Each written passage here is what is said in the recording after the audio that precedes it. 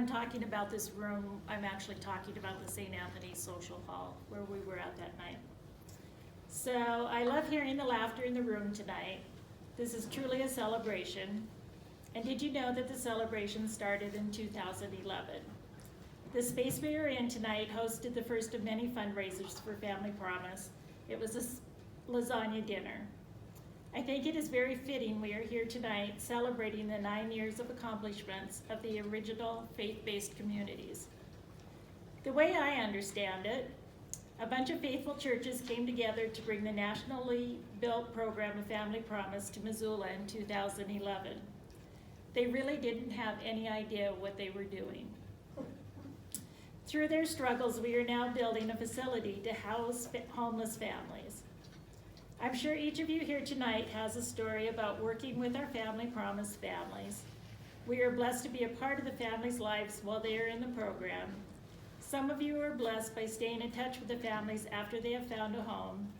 And we have heard many of the families tell their stories of blessings and how Family Promise has changed their lives. Tonight, I'd like to remind you of a different kind of blessing we have received from working within the Family Promise program.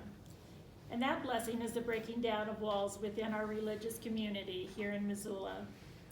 Normally, the Methodists stick with other Methodists, the Lutherans hang out with the Lutherans, and the non-denominationals, we just kind of hang out there all by ourselves.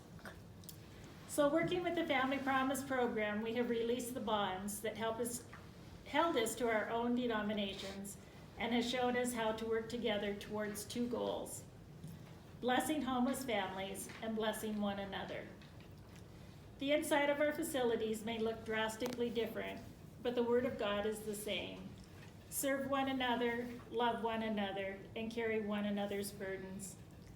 The Bible tells us many times between the Old Testament and the New Testament to go out and serve one another. It doesn't say only if they attend the same church as you, or only if they look like you. Volunteers from one church are going to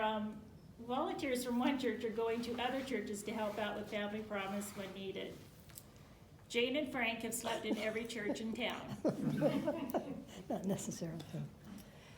We are able to put out the call and say, hey, we need, and another church will step up and say, yep, you can borrow our tables, our chairs, our punch bowls.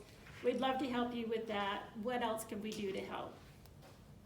Family Promise has been built on the shoulders of our churches and the determination of our coordinators and volunteers.